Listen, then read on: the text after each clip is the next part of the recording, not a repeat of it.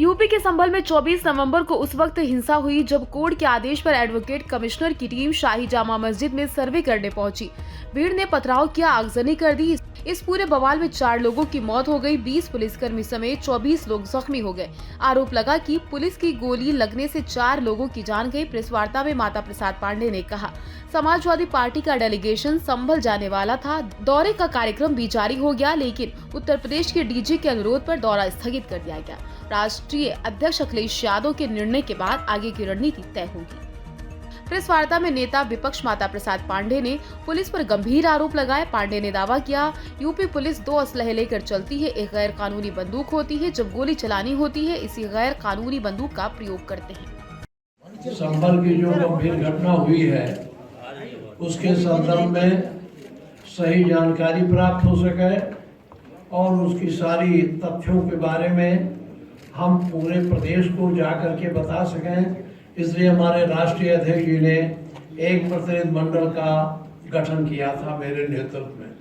मुझे वहां जाना था, मैं सवेरे ही 10 बजे निकलने वाला, लेकिन इसके बाद डीजी से मेरी बात हुई तो डीजी साहब ने मुझसे कहा कि साहब उनको पता था कि मैं जा रहा हूं। उन्होंने तुरंत, हमने उनसे कहा कि इस घटनाएं हो रही हैं, हमारे यहाँ के लोग फर्जी फंसाए जा रहे हैं, आपने हमारे एमपी पर जो वहाँ था ने उस पर भी मुकदमा लिखा दिया, तो ऐसे कैसे चल सकता है। उन्होंने कहा मैं निष्पक्ष जांच करूँगा, आपको विश्वास दिलाता हूँ कि मैं निष्पक्ष जांच होगी और आप 3 दिन वहाँ न जाएं। उन्होंने आग्रह किया कि 3 दिन आप वहाँ न जाएं, हम निष्पक्ष जांच कराएंगे, इसके बाद 3 दिन के बाद आप जाइएगा। तो फिर हमने सोचा कि एक अवसर है, ये देख लें, इसीलिए उनके आग्रह पर हम आज यहाँ रुक गए। मेरा कार्यक्रम भी जारी हो गया था, वहाँ जाने का सब कुछ हो गया था, लेकिन जब उन्होंने कहा 3 दिन बाद जाइए, तो इसीलिए मैं आज यहाँ आपका प्रेस कॉन्फ्रेंस करके पूरे प्रदेश को बताना चाहता हूँ कि मैं तो जाना चाहता ही था, लेकिन उन्होंने कहा मैं निष्पक्ष जांच करूंगा और निष्पक्ष जांच कराऊंगा, कोई ऐसा नहीं है, गलत नहीं फंसने पाएगा, इसलिए मैं आज इस कार्यक्रम को यहाँ रुक के प्रेस कॉन्फ्रेंस करता हूँ। आप पूछें। माता प्रसाद पांडे जी, हाँ। इसमें लीगल एक्शन क्या है समाजवादी पार्टी की तरफ से, क्योंकि जो प्लेसेस ऑफ वर्शिप एक्ट की बात की गई थी उसको कहा गया उसको उल्लंघन हो रहा है।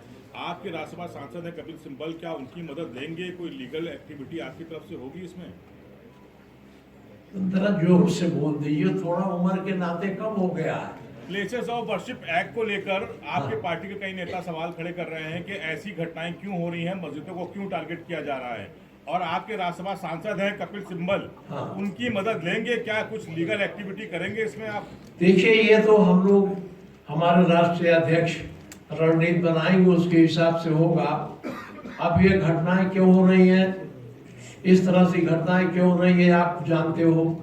आप ये भी जान लो कि जब हम यहाँ मंदिर मस्जिद का विवाद चला था तो 1991 में तत्कालीन प्रधानमंत्री पीपी नरसिम्हा राव से अगुवाई वाली कांग्रेस सरकार के कार्यकाल में प्लेसेस ऑफ वर्शिप एक्ट यानी पूजा स्थल का कानून पारित हुआ था।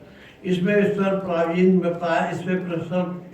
प्रोविजन में बताया गया था, इस कानून के मुताबिक 15 अगस्त 1947 से पहले भारत में जिस धर्म की जो पूजा स्थल था उसे किसी दूसरे धर्म के पूजा स्थल में नहीं बदला जा सकता।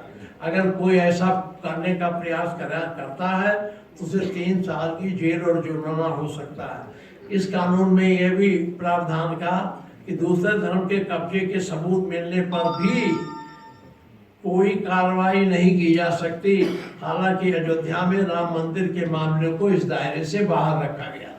ये कानून जब ऑलरेडी पहले से मौजूद है तो इस तरह से या तो इस कानून को बदल देते, पार्लियामेंट से कानून को बदल के तब इस तरह की कार्रवाई करते, लेकिन ये किसी बात का, ये अधिनायकवादी सरकार है, इसलिए अपने मनमानी ढंग से काम करती है, न किसी कानून को मानती है न संविधान को मानती है। अपने फायदे को के दृष्टिगत ये सारी कार्रवाई करते, जिसका परिणाम ये संभल का बवाल है।